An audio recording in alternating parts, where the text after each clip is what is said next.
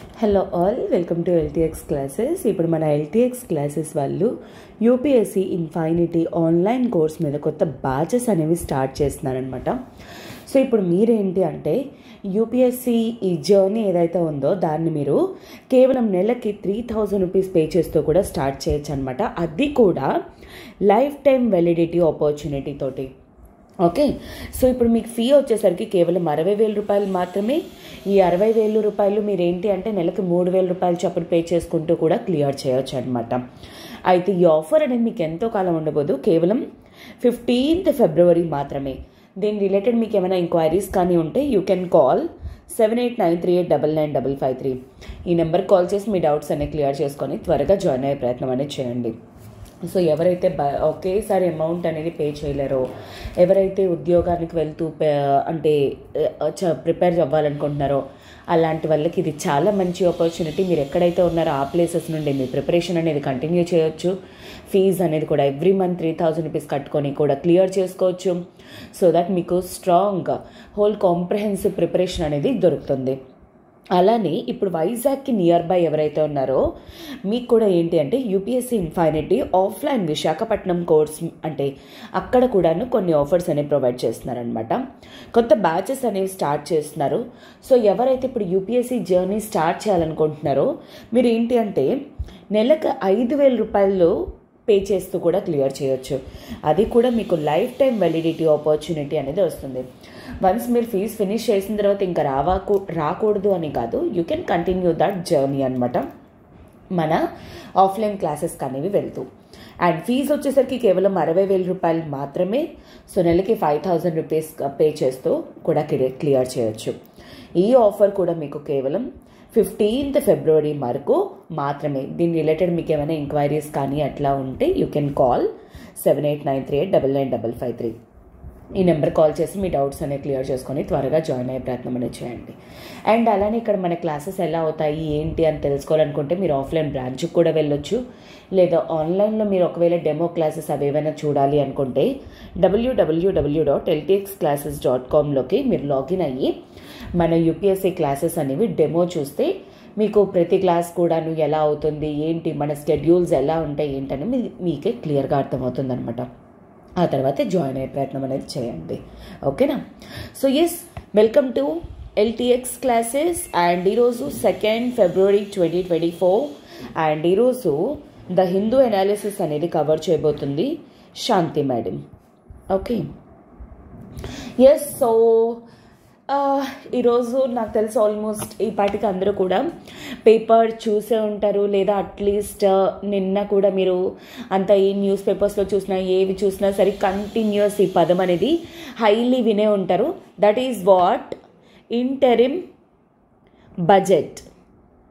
Okay, so as of now ఏంటి అంటే this is the last year అనమాట. Present మన గవర్నమెంట్ ఏదైతే ఉందో ఆ గవర్నమెంట్కి సో ఇయర్ ఏప్రిల్ మేలోని మనకి ఏంటి అంటే ఎలక్షన్స్ అనేవి అవ్వబోతున్నాయి. సో అందుకోసం అని చెప్పేసి ఎలక్షన్స్కి ముందు వరకు కూడా గవర్నమెంట్ ఏదైతే స్పెండ్ చేయాలో దానికోసం అని చెప్పేసి ఎక్స్పెండిచర్ కోసం అనేది డబ్బులు క్యాలిక్యులేట్ చేసే బడ్జెట్ని ఇంటరిమ్ బడ్జెట్ అని చెప్పేసి అంటారు. ఈ ఇంటరిమ్ బడ్జెట్ అనేది ఎప్పటి వరకు వర్క్ అవుతుంది? టిల్ నెక్స్ట్ గవర్నమెంట్ అనేది వర్క్ అయినంత వరకు కూడాను. ఆ తర్వాత మళ్ళీ నెక్స్ట్ గవర్నమెంట్ వచ్చిన తర్వాత నెక్స్ట్ ఇయర్ వరకు కూడా ఫినాన్షియల్ ఇయర్ వరకు కూడా బడ్జెట్ అనేది అనౌన్స్ చేస్తుంది. డిపెండ్స్ ఆన్ వాట్ గవర్నమెంట్, అంటే ఏ గవర్నమెంట్ వస్తుంది, లేకపోతే వాళ్ళ పాలసీస్ ఎలా ఉంటాయి, వాళ్ళు దేని మీద ఫోకస్ చేయాలనుకుంటున్నారు ఎట్సెట్రా, దానిపైన బేస్ అయి ఉంటుందన్నమాట. సో నిన్న మన ఫినాన్స్ మినిస్టర్ నిర్మలా సీతారామన్ గారు ఏంటి అంటే బడ్జెట్ అనేది అనౌన్స్ చేశారు. ఈ బడ్జెట్ అనౌన్స్ చేయడం ద్వారా అర్థమవుతుంది ఏంటి అంటే దిస్ షోస్ దట్ అంటే ముందే ప్రైమ్ మినిస్టర్ కానీ నిర్మలా సీతారామన్ గారు కానీ వాళ్ళందరూ కూడా చెప్పడం అనేది జరిగింది.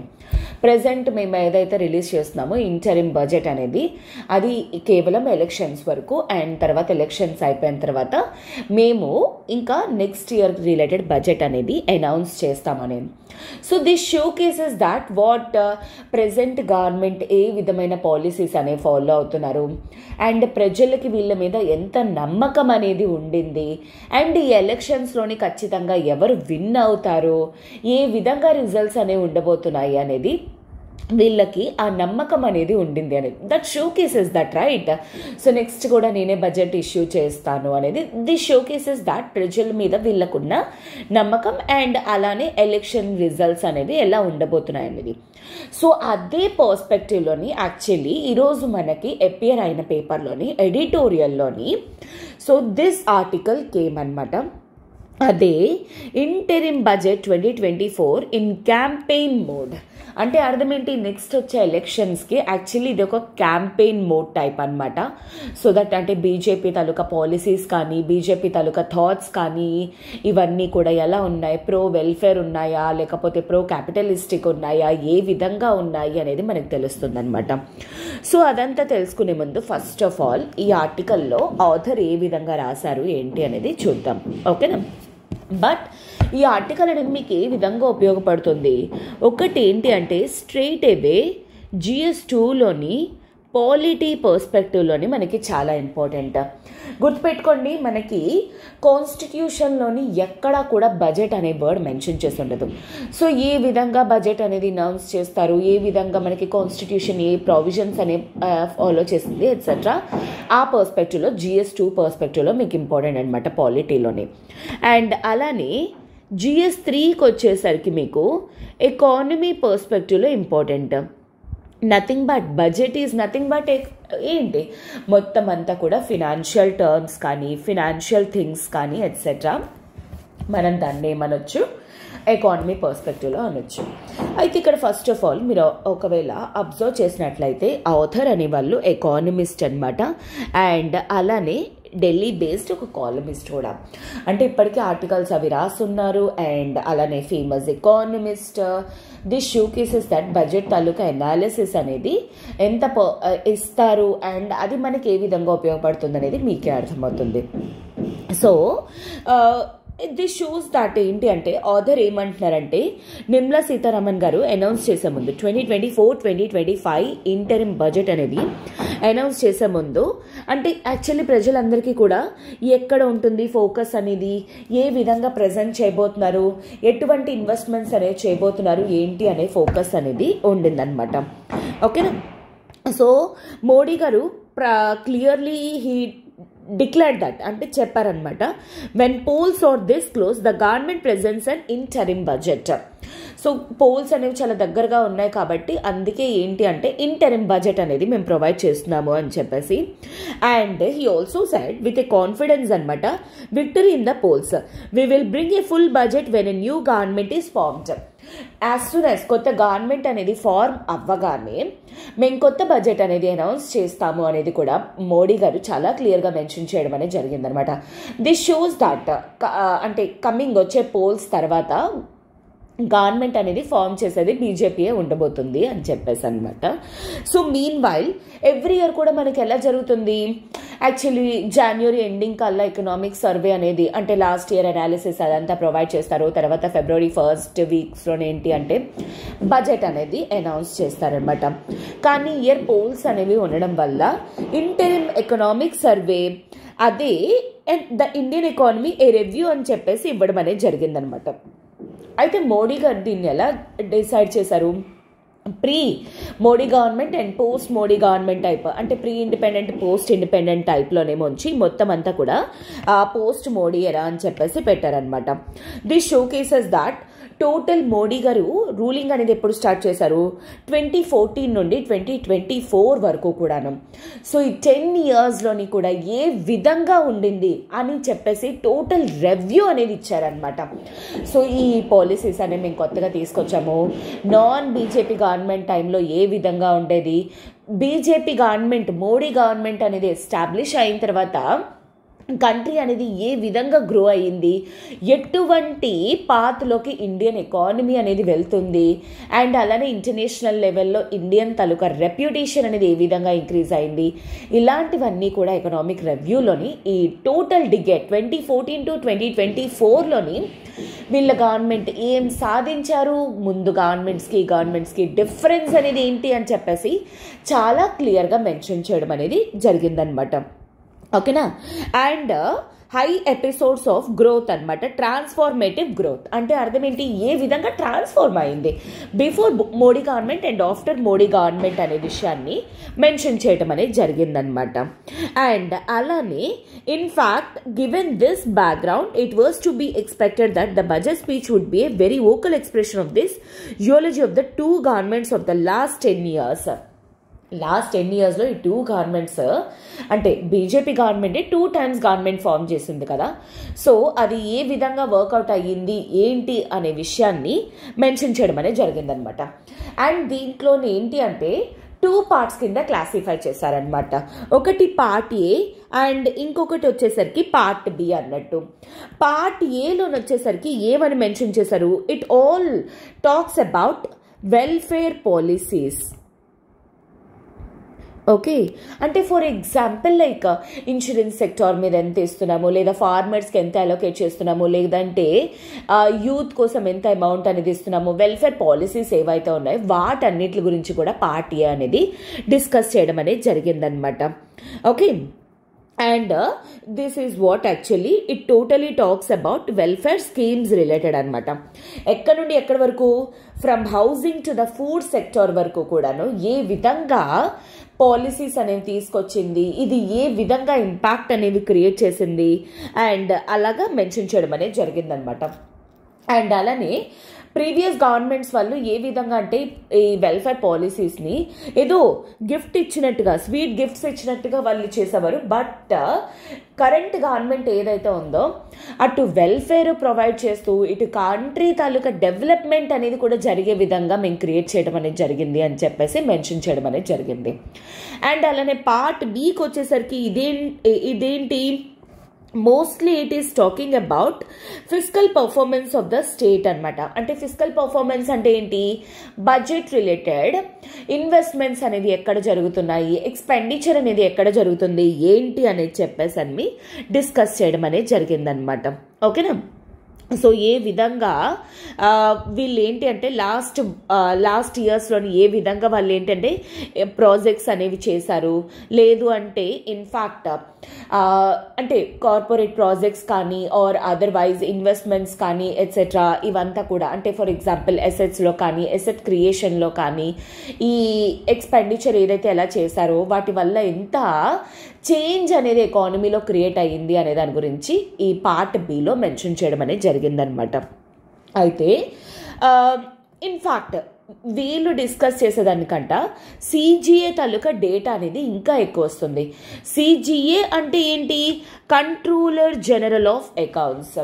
యాక్చువల్లీ నేషనల్వి కానీ అంటే సెంటర్ది కానీ స్టేట్ది కానీ టోటల్ బడ్జెట్ కానీ ఇదంతా కూడాను అంటే ఎస్టిమేట్స్ వేసేది కానీ ఈ రెవెన్యూస్ కానీ ఎక్స్పెండిచర్ కానీ ఇదంతా కూడాను క్యాలిక్యులేట్ చేసేది అదంతా కూడా ఎవరు, కంట్రోలర్ జనరల్ ఆఫ్ అకౌంట్స్ అనమాట. సో వాళ్ళ డేటా అయితే మనకి ఇంకా మోర్ స్పెసిఫిక్గా డేటా అనేది ఉంటుంది అని చెప్పేసి చెప్పడం అనేది జరిగిందనమాట. So this in certain areas quite revealing. For example if we take the estimates rural development తీసుకుంటే ఎంజీఎన్ఆర్ఈజీఏ స్కీమ్ ఏదైతే ఉందో లాస్ట్ బడ్జెట్ ఎక్స్పెండిచర్ కంటే ఇయర్ ఎక్కువే ఇవ్వడం కానీ జరిగింది. కాకపోతే రివైజ్డ్ ఎస్టిమేట్స్ వచ్చేసరికి ఏంటి అంటే లాస్ట్ ఇయర్ వే ఇంకా ఎక్కువ ఉన్నాయి. సో ఆథర్ ఏమంటున్నారంటే ఇది ఇప్పుడు మెన్షన్ చేసే ఏదైతే ఉందో అది మేబీ 2 కారణాల వల్ల జరిగి ఉంటుందన్నమాట. ఒకటి ఏంటి అంటే నిర్మలా సీతారామన్ గారు మోస్ట్లీ ఇన్ఫ్లేట్ చేసి ఉంటారు అమౌంట్ అని చెప్పేసి.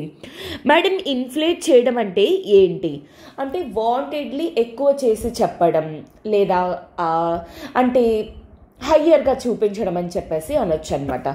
లేదు అంటే ఇంకొకటి ఏంటి అంటే ఇంకొక రీజన్ ఏమై ఉంటుంది. సో పోల్స్ అనేవి ఉన్నా సరే ఇన్ఫ్యాక్ట్ రివైజ్డ్ ఎస్టిమేట్స్తో అంతా ఉన్నా సరే ఇప్పటికీ మేము ఎక్కువే చూపిస్తున్నాము, ఇప్పటికీ మేము ఎక్కువే ఇస్తున్నాము అని చెప్పేసి షోకేస్ చేయడానికైనా అయ్యి ఉంటుంది. మేబీ పోల్స్ అవి దగ్గరలోనే ఉన్నాయి కాబట్టి సెకండ్ ఆప్షన్ మేబీ కరెక్ట్ అయ్యి ఉంటుంది అని చెప్పేసి ఆథర్ చెప్తున్నారనమాట. But in comparison generally revised కానీ బడ్జెటెడ్ ఎక్స్పెండిచర్ కానీ అంటే నాట్ జస్ట్ ఎంజీఎన్ఆర్ఈ స్కీమ్ అనే కాదు ఇంకేదైనా స్కీమ్ వరకు కూడా చాలా వరకు అనుకున్న దానికంటే ఎక్కువ ఎక్స్పెండిచర్ అనేది జరుగుతుందన్నమాట. సో ఏ విధంగా 86,000 crores అనేది లాస్ట్ ఇయర్ ఇచ్చారో అది కంపారిటివ్లీ అయ్యేసరికి 88,000 crores దాటిపోయింది అనమాట ఇన్ఫ్యాక్ట్. సో అదే విషయాన్ని మెన్షన్ చేయడం అనేది జరిగింది. So this figures clearly do not match the governments pro-peer rhetoric. Interestingly, the CGA reports that expenditure of the Department of Rural Development 2023 amounted to only 1,07,000 crores మాత్రమే, or 63% of the total projected. అయితే ఏంటి, government ఇలా చెప్తుంది కానీ actual accounts ఏవైతే ఉన్నాయో అవి miss match అవుతున్నాయి. ఎందుకంటే హార్డ్లీ గవర్నమెంట్ ఏదైతే రివైజ్డ్ చేసిందో దాంతో కంపేర్ చేసుకుంటే 63% మాత్రమే గవర్నమెంట్ ఖర్చు పెడుతుంది అని చెప్పేసి ఆథర్ మెన్షన్ చేస్తున్నారనమాట. సో ఈ డీవియేషన్ రివైజ్డ్ ఎక్స్పెండిచర్స్కి అండ్ యాక్చువల్ అమౌంట్కి డీవియేషన్కి గల కారణం కూడా ఏంటి అంటే మేబీ ఒక స్కీమ్ నుండి ఇంకొక స్కీమ్కి అమౌంట్ అనేది అంటే బడ్జెట్ అలొకేషన్ అనేది కూడా డిఫరెన్స్ వచ్చి ఉంటుంది అనేది కూడా మెన్షన్ చేయడం అనేది జరిగింది. టేక్ ఫర్ ఎగ్జాంపుల్ ఇప్పుడు ఏంటి అంటే అగ్రికల్చర్లో కూడాను పిఎం కిసాన్ అనేది తీసుకోండి, అండ్ అలానే బడ్జెట్ ఎక్స్పెండిచర్ కానీ రెవెన్యూ ఎక్స్పెండిచర్స్ కానీ ఆర్ అదర్వైజ్ రివైజ్డ్ ఎస్టిమేట్స్ కానీ ఇవన్నీ కూడా చాలా డిఫరెంట్గా ఉన్నాయి అని చెప్పేసి మెన్షన్ చేస్తున్నారనమాట. సో ఇక్కడంతా కూడాను ఇదే విధంగా టోటల్ అంటే ఏ విధంగా డీవియేషన్ అనేది జరుగుతుంది, వాట్ ఈస్ దిస్ రీజన్ అని చెప్పేసి టోటల్ ఇక్కడ డేటాతో సహా పెట్టడం అనేది జరిగిందనమాట author. This is all we need to observe in fact. So ఇందాక నేను చెప్పినట్టు దీనికి మేబీ 2 కారణాలు అయ్యి ఉంటాయి. మేబీ వీళ్ళు ఏంటి అంటే యాక్చువల్ అమౌంట్ కంట వీళ్ళు ఖర్చు పెడుతుందంట వాంటెడ్లీ ఇంక్రీజ్ చేసి ఉండొచ్చు, లేదు అంటే ఇన్ఫ్యాక్ట్ గవర్నమెంట్ ఇలా చేస్తుంది అని ఫార్మర్స్ అండ్ ఎవరెవరైతే రిక్వైర్డ్ సెగ్మెంట్స్ ఉంటారో వాళ్ళ నుండి సపోర్ట్ అనేది తెచ్చుకోవడానికి కూడా మాసివ్ సపోర్ట్ అనేది తెచ్చుకోవడానికి కూడా మోస్ట్లీ ప్రొబాబ్లీ అయ్యి ఉండొచ్చు అని చెప్పేసి చెప్పడం అనేది జరుగుతుందన్నమాట. ఎస్ దిస్ ఈజ్ అండ్ అలానే ఇన్ఫ్యాక్ట్ గవర్నమెంట్ ఏంటి అంటే ఇవన్నీ అంటే ఒక్కొక్కరు ఒక్కొక్క విధంగా క్రిటిసైజ్ చేస్తూ ఉంటారు, whatever may be the reasons. But ఏంటి అంటే డిస్పైట్ ఆల్ దిస్ అంటే ఇవన్నీ ఉన్నా సరే ఎట్సెట్రా, కానీ గవర్నమెంట్ ఏంటి అంటే free rations for 80 crore people అనేది ఇవ్వడం అనేది జరిగింది నేషనల్ ఫుడ్ సెక్యూరిటీ యాక్ట్ ప్రకారంగా. సో దీని ద్వారా ఏంటంటే బిలో పోవర్టీ లైన్ పీపుల్ ఎవరైతే ఉంటారో వాళ్ళకి కావాల్సిన టైంకి ఫుడ్ అనేది ప్రొవైడ్ చేయడం అనేది జరిగిందనమాట. So even though food subsidy అనేది పడినా సరే, లేదు అంటే ఫుడ్ రిలేటెడ్ అమౌంట్ అనేది ఇన్వెస్ట్మెంట్స్ అనేవి రెడ్యూస్ చేస్తున్నా సరే, ఏదైతే ఉందో ఇంతమంది పీపుల్కి హెల్ప్ చేస్తూ వాళ్ళని అవుట్ ఆఫ్ పోవర్టీ లైన్ నుంచి తీసుకొని రావడం అనేది జరిగింది అని చెప్పేసి ఆథర్ మెన్షన్ చేయడం అనేది జరిగిందనమాట. సో ఈ విధంగా ఎస్టిమేట్స్ ఏంటి, ప్రొజెక్షన్స్ ఏంటి అని చెప్పేసి మ్యాక్రో ఎకనామిక్ లెవెల్లో ఇక్కడ మెన్షన్ చేయడం అనేది జరిగిందనమాట. ఓకేనా. So I hope this is very much clear for you. And ఈ ఆర్టికల్ టోటల్లో కల్లా మీకు అర్థం కావాల్సింది ఏంటి అంటే ఏ విధంగా అంటే రివైజ్డ్కి కానీ లేదు అంటే యాక్చువల్ అలొకేషన్ కానీ రియాలిటీలో ఖర్చు పెడుతుంది, అండ్ అదేవిధంగా కంట్రోలర్ జనరల్ ఆఫ్ అకౌంట్స్ ఇస్తుందానికి ఆ డీవియేషన్స్ ఏ విధంగా జరుగుతున్నాయి, ఎందుకు జరుగుతున్నాయి అనేవి కొన్ని రీజన్స్తో పెట్టడం అనేది జరిగింది. ఓకేనా. I hope this is very much clear for you. And moving to the next article. Okay. Yes, net zero gain for job guarantee scheme. ఇదేంటి అంటే ఇక్కడ మీరు వచ్చేసరికి అర్థం చేసుకోవాల్సింది ఏంటంటే this comes under your GS2 policies and program ఇంప్లిమెంటేషన్లో మీకు ఈ ఆర్టికల్ అనేది వెరీ వెరీ ఇంపార్టెంట్ అనమాట. సో ఇక్కడ మీరు ఒకవేళ అబ్జర్వ్ చేసినట్లయితే ఈ స్కీమ్ టోటల్ అంటే ఈ ఆర్టికల్ టోటల్ అంతా కూడాను దేని గురించి మాట్లాడడం అనేది జరిగింది, MGNREGA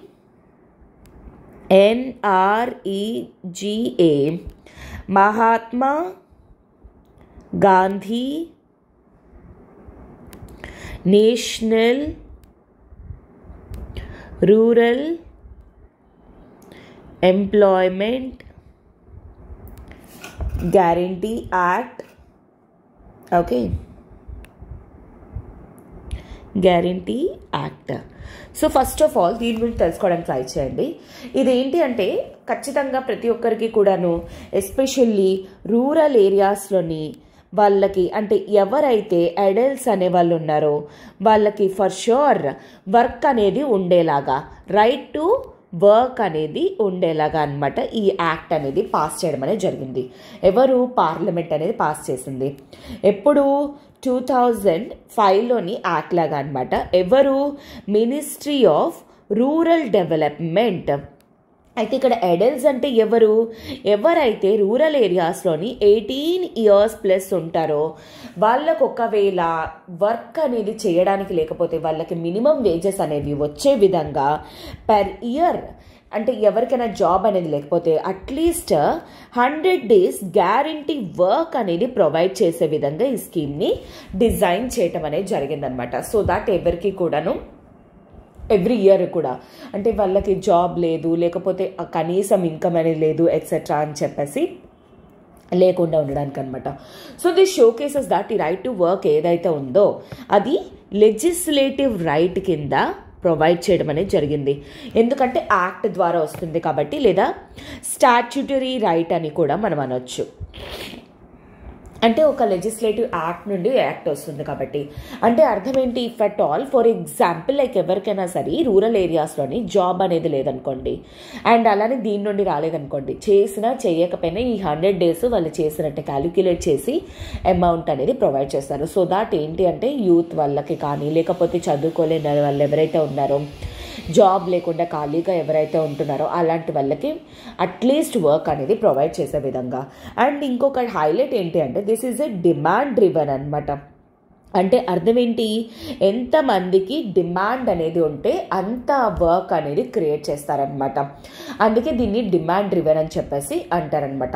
సో దీని రిలేటెడ్ ఏంటి అంటే లోకల్ గ్రామ సభ వాళ్ళందరూ కూడా ఏ వర్క్ చేయాలి, ఎలా చేయాలి, ఏంటి అని డిస్కస్ చేసుకుంటారు.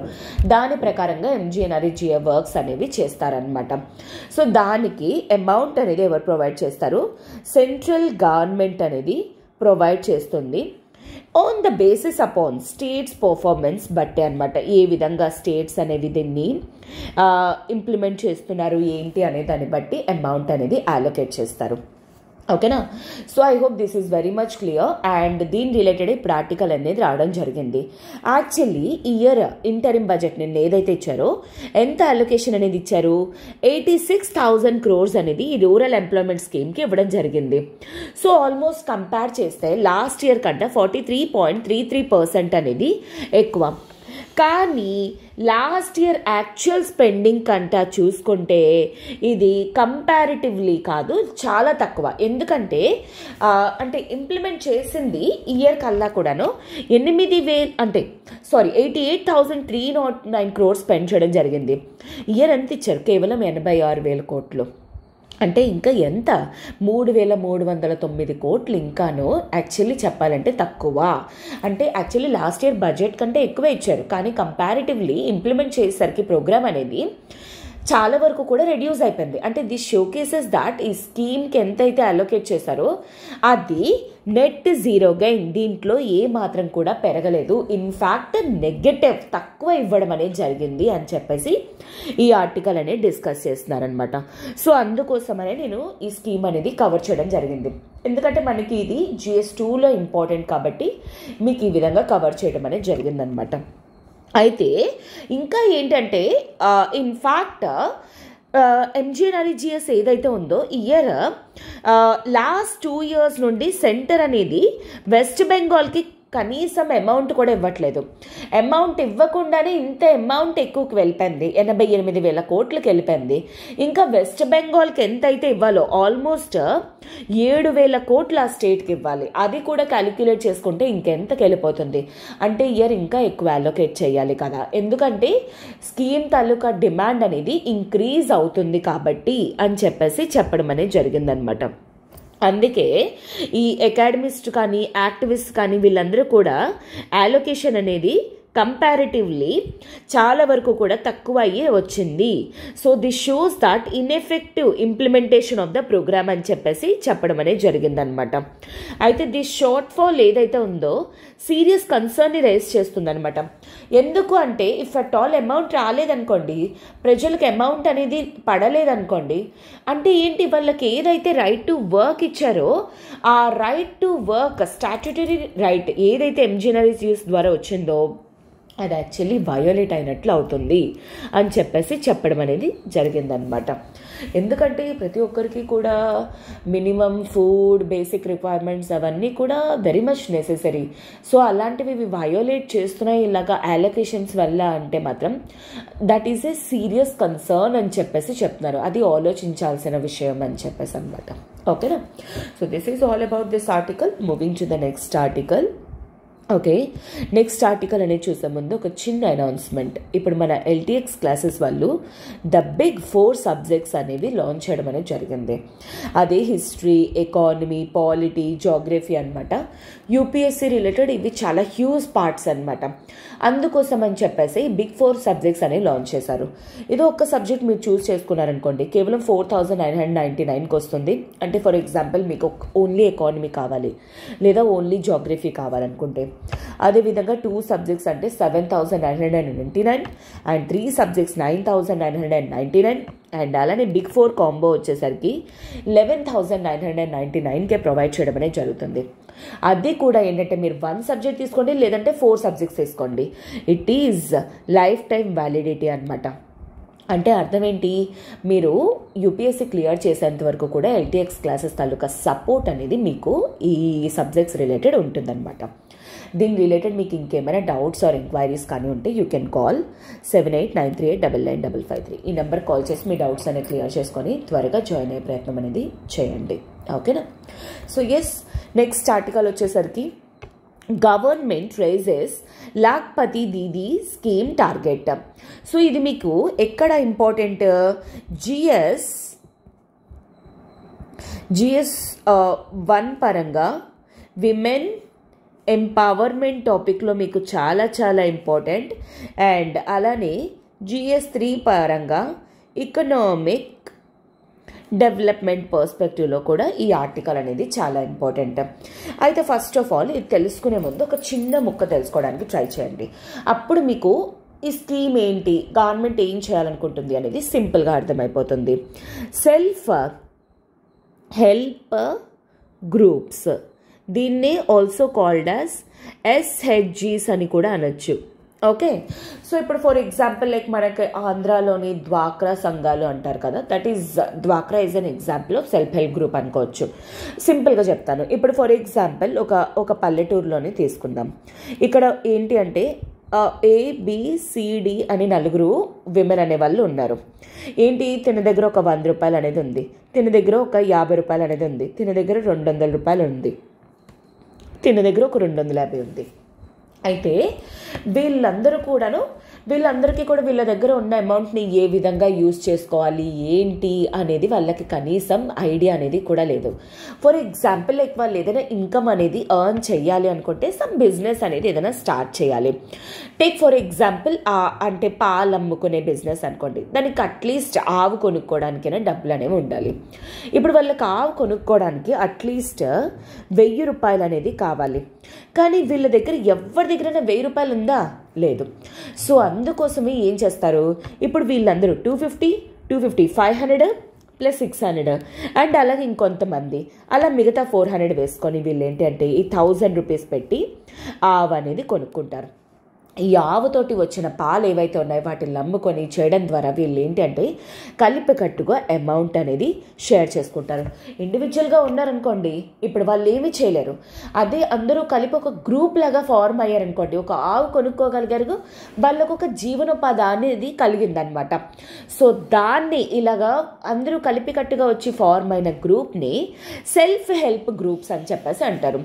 సో గవర్నమెంట్ ఏం చేస్తుంది ఈ మధ్యకాలంలోని, ఇప్పుడు చూసారని నేను చెప్పినట్టు ఇక్కడ వీళ్ళకి ఎంత ఉంది, కేవలం 600 ఉంది. కానీ ఆవెంత 1000 రూపాయలు. అంటే వీళ్ళ దగ్గర ఎంత తక్కువ ఉంది, ఇంకా 400 రూపాయలు తక్కువ ఉంది. సో గవర్నమెంట్స్ ఏం చేస్తున్నాయి, ఆడవాళ్ళు ఎవరైతే ఉన్నారో వాళ్ళ సొంతంగా వాళ్ళు నిలబడాలి, వాళ్ళు సొంతంగా సంపాదించుకోవాలి అని చెప్పి self help groups, women self help groups ఏవైతే ఉన్నాయో వాటికి లోన్ ఫెసిలిటీస్ అవి ప్రొవైడ్ చేస్తుంది అట్ చీపర్ రేట్స్లోనమాట. ఓకేనా, చీపర్ రేట్ ఆఫ్ ఇంట్రెస్ట్లోని, అంటే చాలా తక్కువ ఇంట్రెస్ట్ రేట్స్కి ఏంటి అంటే డబ్బులు అనేవి ప్రొవైడ్ చేస్తుంది. ఇక్కడ వీళ్ళ దగ్గర ఏ 400 అయితే తక్కువో ఇప్పుడు లోన్ ద్వారా ఈ 400 ప్రొవైడ్ చేసి 1000 రూపాయలు వచ్చే విధంగా, సో అటు వడ్డీ క్లియర్ చేస్తూ వీళ్ళకి ఇన్కమ్ అనేది జనరేట్ అయ్యే విధంగా అనమాట. కేవలం ఇదొక్కటే కాదు కదా, ఇంకా ఆవు ద్వారా ఇంకా వీళ్ళు చాలా వరకు కూడా ఇన్కమ్ అనేది కూడా సంపాదించుకోవచ్చు ఆవు నుండి, ఇంకా ఎట్సెట్రా అని చెప్పేసి అనమాట. ఆవు ప్రోడక్ట్స్ ఏవైతే ఉంటాయో వాటి ద్వారాను. సో ఈ విధంగా గవర్నమెంట్ ఏంటి అంటే ఆడవాళ్ళని ఎంకరేజ్ చేసే విధంగా, అందుకే GS1 విమెన్ ఎంపవర్మెంట్లో కూడా ఇది చాలా ఇంపార్టెంట్ అని చెప్పేసి చెప్పడం అనేది జరిగింది. సో ఇప్పుడు స్కీమ్ అంటే ఈ ఆర్టికల్ ఏం మాట్లాడుతుంది, ప్రెజెంట్ లాఖ్పతి దీదీస్ అంటే ఆడవాళ్ళు ఎవరైతే ఉన్నారో ఇంకొక 1 కోటి వరకు కూడా ఈ స్కీమ్లోని ఇంక్లూడ్ చెయ్యాలి అని చెప్పేసి అనమాట, లాఖ్పతి దీదీ అని. సో దట్ విమెన్ ఎవరైతే ఉన్నారో ఈ సెల్ఫ్ హెల్ప్ గ్రూప్స్లోని వాళ్ళకి ట్రైన్ చేసే విధంగా అనమాట. సో దాట్ అట్లీస్ట్ ఈ ఆడవాళ్ళు ఏంటి అంటే ఈ అమ్మాయిలు ఎవరైతే ఉన్నారో వాళ్ళు ఏమీ ఎర్న్ చేయడం కాదు కదా, సంవత్సరానికి అట్లీస్ట్ వాళ్ళకి కంటిన్యూస్ 1 lakh అయినా సరే వచ్చే విధంగా అనమాట. ఏదో ఒక ఎంటర్ప్రైజెస్, ఏదో ఒక టైప్ ఆఫ్ బిజినెస్ అనేది పెట్టుకొని ఎర్న్ చేసే విధంగా అనమాట. సో ప్రెజెంట్ అలా ఎర్న్ చేస్తున్న వాళ్ళు ఆల్ ఇండియా వైడ్ 2 crores అనే వాళ్ళు ఉన్నారు. దాన్ని ఈ ఇయర్ ఇంకొక 1 కోటికి తీసుకెళ్ళాలి ఎక్స్ట్రా అని చెప్పేసి, అంటే 3 కోట్ల కింద అవ్వాలి విమెన్. సో దట్ విమెన్ ఎవ్వరు కూడా ఇంకా మెన్ మీద డిపెండ్ అవ్వకూడదు, ఎస్పెషల్లీ అట్లీస్ట్ రూరల్ ఏరియాస్ అయినా చెప్పేసి గవర్నమెంట్ ఏమొచ్చి ఎక్స్పెక్ట్ చేస్తుంది అనమాట. అందుకే దీనికోసం అని చెప్పేసి కొంత అమౌంట్ అనేది టార్గెట్ అనేది ఇవ్వడం అనేది జరిగిందనమాట. దీని ప్రకారంగాను ఎందుకు వీళ్ళకి ఎంపవర్మెంట్తో పాటు సెల్ఫ్ రిలయన్స్ అనేది కూడా ప్రొవైడ్ చేసే విధంగా అనమాట. అండ్ అలానే గవర్నమెంట్ ఏంటి అంటే మిషన్ శక్తి అనే ప్రోగ్రామ్కి కూడాను సమ్ అమౌంట్ అనేది అలొకేట్ చేస్తుంది. అండ్ విమెన్ రిలేటెడ్ ప్రోగ్రామ్స్కి కూడా అలొకేట్ చేస్తుంది విమెన్ అండ్ చైల్డ్ డెవలప్మెంట్ మినిస్ట్రీకి అని చెప్పేసి ఇక్కడ ఇవ్వడం జరిగింది. సో దట్ వీటన్నిటి ద్వారా కూడాను ఈ అమౌంట్ అనేది వీళ్ళకి వచ్చే విధంగా ప్రెసెంట్ 2 కోట్ల మంది ఆడవాళ్ళు ఎవరైతే ఉన్నారో దాన్ని 3 కోట్ల వరకు చేర్చి 3 కోట్ల వరకు కూడా అట్లీస్ట్ 1 yearలో వాళ్ళు 1 lakh అయినా సరే సంపాదించే విధంగా టార్గెట్ అనేది తీసుకోవడం అనేది జరిగింది. అది ఈ లాఖ్పతి దీదీ స్కీమ్ అనమాట. అంటే ఆడవాళ్ళు అట్లీస్ట్ లక్షాధిపతులు అవ్వాలి అనేది target. Okay, so this comes under ministry of women and child development, but amount అనేది అలొకేట్ చేసేది మినిస్ట్రీ ఆఫ్ ఫినాన్స్ మినిస్ట్రీ, గుర్తుపెట్టుకోండి. ఓకేనా, so this is all about this article. Moving to the next article, that is 1 crore homes to get free power via solar panels. So ఇది first of all మీకు ఎలా important అనేది చూడండి. GS2లో programme and ఇంప్లిమెంటేషన్లో important, అలానే GS3లోని environment పర్స్పెక్టివ్లో కూడా చాలా important అనమాట. అయితే రీసెంట్లీ అయోధ్య అనేది ఇనాగరేట్ చేయడం అనేది జరిగింది మోడీ గారు. ఆ ఇనాగరేట్ చేసిన తర్వాత గవర్నమెంట్ ఏంటి అంటే PM సూర్యోదయ యోజన అనేది లాంచ్ చేయడం అనేది జరిగింది. PM సూర్యోదయ యోజన ఈ స్కీమ్ ద్వారా ఏంటి అట్లీస్ట్ గవర్నమెంట్ 1 కోటి 1 crore హౌసెస్కి అయినా సరే సోలార్ రూఫ్ టాప్ అనేది అందించాలి అనేది, సోలార్ ప్యానెల్స్ అనేవి ఇంటి మీదకి అనమాట. ఎవరి కోసం, డొమెస్టిక్ హౌస్ హోల్డ్స్ వాళ్ళకి, డొమెస్టిక్ హౌస్ హోల్డ్స్కి అనమాట. అంటే అర్థం ఏంటి, సో యాక్చువల్లీ ఈ స్కీమ్ ప్రకారంగా ఏంటి అంటే ప్రెజెంట్ వచ్చేసరికి ఇల్లులు ఉంటాయి కదా, నార్మల్ డొమెస్టిక్ హౌసెస్ ఏవైతే ఉన్నాయో మనం అందరం కూడా ప్రెజెంట్ ఎలా యూజ్ చేస్తున్నాం, coal plants, thermal power based plants, electricity అనేది యూజ్ చేస్తున్నాము. అలా కాకుండా ఈ నాన్ రెన్యూవబుల్ నుండి రెన్యూవబుల్ ఎనర్జీకి షిఫ్ట్ అయ్యే విధంగా అనమాట. ఎలాగా, దట్టు సోలార్ ప్యానెల్స్ పద్ధతిలోనమాట. అది కూడా ఎలాగా, డొమెస్టిక్ హౌసెస్ వాళ్ళ ఇంట్ల పైన, అంటే రూఫ్ టాప్ అంటే ఏంటి, పైన అనమాట, సోలార్ ప్యానెల్స్ అనేవి పెట్టే విధంగా సోలార్ ఎనర్జీ అనేది ట్రాప్ చేయడం కోసం. ఓకే, సోలార్ ఎనర్జీ అనేది ట్రాప్ చేయడం కోసం. సో దీని ప్రకారంగా ఏంటంటే అలాగా అట్లీస్ట్ చేసినట్లయితే 1 crore అట్లీస్ట్ చేసిన మన రెన్యూబుల్ ఎనర్జీ టార్గెట్ అనేది ఫినిష్ అవ్వడంతో పాటు ఇంకొకటి ఏంటి, అట్లీస్ట్ 1 కోటి మంది ఇల్లులు ఏంటి అంటే వాళ్ళు తిరిగి సంవత్సరానికి 15,000 నుండి 18,000 వరకు సంపాదించుకోగలరు అనేది చెప్తున్నారనమాట. మేడం అలా ఎలా సంపాదిస్తారు మేడం? Very simple. ఏంటి, గవర్నమెంట్ ఏం చెప్తుందంటే దానికి ఉన్న డేటా ప్రకారంగా ఏంటి అంటే యావరేజ్గా, అంటే ప్రతి ఇంటి వాళ్ళు కూడాను, అంటే ఎవరైతే టార్గెట్ చేస్తున్నారో ఆ ఇంటి వాళ్ళు 100 యూనిట్స్ ఆఫ్ ఎలక్ట్రిసిటీ అనేది యాక్చువల్లీ వాళ్ళు యూటిలైజ్ చేసుకుంటున్నారనమాట. కానీ సోలార్ రూఫ్ టాప్ ప్యానెల్స్ ద్వారా వాళ్ళకి ఏంటి అట్లీస్ట్ 300 యూనిట్స్ ఆఫ్ ఎలక్ట్రిసిటీ అనేది జనరేట్ అవుతుంది. అంటే అర్థం ఏంటి, ఇంకొక 200 యూనిట్స్ అనేవి మిగులుతుంది. ఆ 200 యూనిట్స్ అనేవి ఆ రిమైనింగ్ బ్యాలెన్స్ 200 యూనిట్స్ ఏవైతే ఉన్నాయో ఆ 200 యూనిట్స్ని కూడాను డిస్కామ్స్కి అమ్ముతారనమాట. అంటే డిస్ట్రిబ్యూషన్ కంపెనీస్. చూసారా, ఈరోజు మనకి ఎలక్ట్రిసిటీ ఎక్కడి నుండి వస్తుంది? ఏపీ అని చెప్పేసి, తెలంగాణ డిస్కామ్ అని, మహారాష్ట్ర డిస్కామ్ అని అట్లా ఉంటుంది కదా. అలాగా డిస్కామ్స్కి అంటే డిస్ట్రిబ్యూషన్ కంపెనీస్ అని అర్థం అనమాట. వాళ్ళకి ఇవి కానీ సేల్ చేసుకున్నారనుకోండి, అప్పుడు వీళ్ళు తిరిగి వీళ్ళకి అమౌంట్ అనేది పే చేస్తారు. సో ఆల్మోస్ట్ మంత్లీ 200 యూనిట్స్ అంటే సంవత్సరానికి యావరేజ్గా అట్లీస్ట్ 12 మంత్స్ అంటే 240 అంటే 2400 యూనిట్స్ వరకు వాళ్ళు సేవ్ చేసుకున్నట్లే. పోనీ సమ్మర్లోని గట్టే ఎక్కువ యూజ్ చేసినా సరే అట్లీస్ట్ 1000 యూనిట్స్ వరకు వాళ్ళు సేవ్ చేసుకున్నా సరే మంత్లీ వాళ్ళకి పర్ యానం 15,000 నుండి 18,000. అంటే ఇప్పుడు ప్రెసెంట్ ఎలక్ట్రిసిటీ మీద మనం నెలకి ఎంత ఆల్మోస్ట్ అట్లీస్ట్ 500 వరకు పే చేస్తున్నాం. అలాగా పే చేసిన దానికంటే ఇంకా తిరిగి సంవత్సరానికి 18,000 మిగుల్చుకునే పొజిషన్కి సేవ్ అవుతాము ఈ సోలార్ రూఫ్ టాప్ ప్యానెల్స్ ద్వారా అని చెప్పేసి చెప్పడం అనేది జరిగిందనమాట. అది ఈ యొక్క పర్టికులర్ ఆర్టికల్ అనమాట. సీ దిస్ హౌస్ హోల్డ్స్ అనేవాళ్ళు up to 300 units of power free A month అనమాట. ఈ ఇనిషియేటివ్ వల్ల వాళ్ళు సంవత్సరానికి 15,000 నుండి 18,000 వరకు కూడా సేవ్ చేసుకోగలరు. డిపెండ్స్ ఆన్ వాళ్ళ యూసేజ్ బట్టి అనమాట. అందుకోసమే ఎగ్జాక్ట్గా అమౌంట్ అనేది చెప్పట్లేదు అనమాట. ఓకేనా.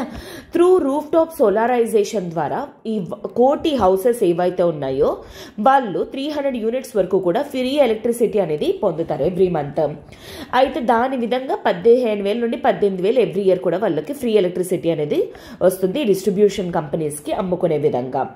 Average all India house hold వచ్చేసరికి కేవలం 100 యూనిట్లు మాత్రమే కాలుస్తున్నారు.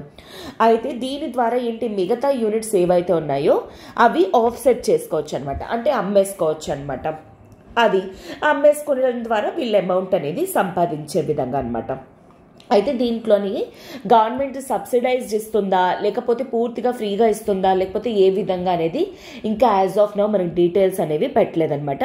బట్ స్పెసిఫికల్లీ ఏంటి అంటే ఈ సోలార్ రూఫ్ టాప్స్ ద్వారా అటు నాన్ రెన్యూబుల్ నుండి రెన్యూబుల్లోకి మనం షిఫ్ట్ అవ్వడంతో పాటు ప్రజల్లోని అమౌంట్ ఏ విధంగా సేవ్ చేసుకోవాలి ఏంటి అనే విషయాన్ని కూడాను వీళ్ళకి తెలిసేలాగా చెయ్యాలి అనుకోవడమే గవర్నమెంట్ తాలూకా మెయిన్ ఇంటెన్షన్ అనమాట. యాజ్ ఆఫ్ నౌ డేటా అనేది కూడా పెట్టడం జరిగింది. ఇండియాలోని 11 gigawatts of installed solar energy capacity అనేది ఉందన్నమాట. దాంట్లోని కేవలం 2.7 గిగావాట్స్ ఏదైతే ఉందో అది రెసిడెన్షియల్ యూనిట్స్ అంటే ఇంట్లోనమాట. అలాగే ఇంకొక 1 కోటి చేయాలనుకుంటున్నారు 30 crore హౌస్ హోల్డ్స్ అండ్ ఇంకొంచెం ఎక్స్ట్రా చేయడం ద్వారా ఆల్మోస్ట్ ఇంకా పెరిగే విధంగా ఎక్స్పెక్ట్ చేస్తున్నాను అనమాట. సో ఈ విధంగా ఈ ఆర్టికల్ అనేది మెన్షన్ చేయడం అనేది జరిగింది. ఓకేనా. I hope this is very much clear for you. ఈ ఆర్టికల్ ఉద్దేశం ఏంటి, ఏం చెప్తున్నారు గవర్నమెంట్ అనేది. And with this we shall be moving to the next article. ASHA anganwadi staff get health cover. So ఇది మీకు దేంట్లో ఇంపార్టెంట్ అనేది ఫస్ట్ ఆఫ్ ఆల్ చూడటానికి ట్రై చేయండి. GS2 obviously schemes programme implementation and అలానే GS3 ఎకానమీ పర్స్పెక్టివ్లో అలొకేషన్స్ ఎట్సెట్రా అదంతా కూడా మనకి ఇంపార్టెంట్ అనమాట. అయితే తెలుసుకునే ముందు ఫస్ట్ ఏంటి అంటే హెల్త్ కవర్ ఇన్సూరెన్స్ అనేది ఏంటో తెలుసుకుందాం. సో ఇన్సూరెన్స్ అంటే ఏంటి? జనరల్లీ చాలా వరకు కూడాను మనకేంటి అంటే హెల్త్ రిలేటెడ్ ఎక్స్పెండిచర్స్ అనేవి చాలా ఎక్కువ ఉంటాయి. అలా కాకుండా అంటే ఒకేసారి మన అవుట్ ఆఫ్ పాకెట్ ఎక్స్పెండిచర్, హాస్పిటల్కి వెళ్ళారు వెంటనే ఇంత డబ్బులు ఇవ్వాలి అంటే చాలా కష్టంగా ఉంటుంది. అలా కాకుండా ఫస్ట్ నుండి ఇన్సూరెన్స్ అనేది కట్టుకున్నాం అనుకోండి, దానివల్ల ఏమవుతుంది, ప్రీమియం అనేది కొంచెం అమౌంట్ అనేది కడతాం అనమాట. దాని ప్రకారంగా ఎవరైనా సరే ఎప్పుడైనా ప్రాబ్లం అనేది హెల్త్ రిలేటెడ్ ఇష్యూ వచ్చిందనుకోండి, దానికి ఎంతవరకు ఖర్చు అయిందో ఆ అమౌంట్ అంతా కూడా వాళ్ళకి రికవర్ అనేది జరిగిపోతుంది. ఈ విధంగా ఏంటి అంటే హెల్త్ రిలేటెడ్ అమౌంట్ అనేది సేవ్ చేసుకునే విధంగా అనమాట. సో అలాగ అందరూ పే చేయలేరు కదా, అలాగ అందరూ పే చేయలేరు కాబట్టి గవర్నమెంట్ ఏం చేసింది, బీపీఎల్ వాళ్ళకి అంటే బిలో పోవర్టీ లైన్ ఫ్యామిలీస్కి ఏంటి అంటే ఇలాంటి ఒక ఇన్సూరెన్స్ కవర్ అనేది స్టార్ట్ చేసింది త్రూ ప్రధాన్ మంత్రి జన్ ఆరోగ్య యోజన ద్వారా. దీని ప్రకారంగా ఏంటి, ఇది 2018లో స్టార్ట్ చేశారనమాట ministry of health and family welfare. ఎందుకోసము, సో ఎవరైతే బీపీఎల్ ఫ్యామిలీస్ ఉంటారో ఆ బీపీఎల్ ఫ్యామిలీస్ వాళ్ళకి పర్ యానమ్ 5 lakhs అనేది కవరేజ్ అనేది ప్రొవైడ్ చేసే విధంగా. ఈ కవరేజ్ అనేది ఎలా అప్లై అవుతుంది, సెకండరీ అలానే టెరిషరీ కేర్కి అనమాట. అంటే అర్థం ఏంటి, ఎవరైనా ఎటువంటి ట్రీట్మెంట్స్ కానీ లేకపోతే ఎటువంటి ఆపరేషన్ జరిగినా అలాగా ఒక 5 లక్షల వరకు కూడాను ఎవరికి, పర్ ఫ్యామిలీకి.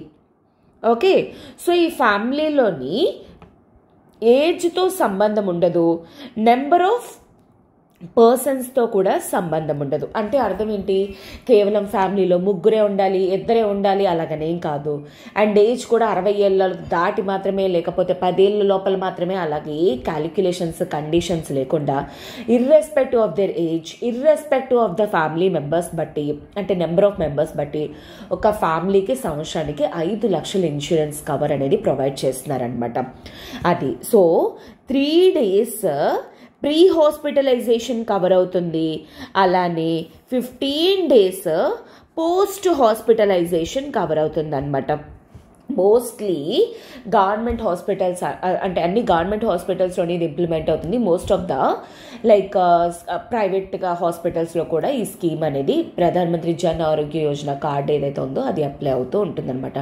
Depends on the like all India wide ఇది ఇంప్లిమెంట్ చేస్తారనమాట.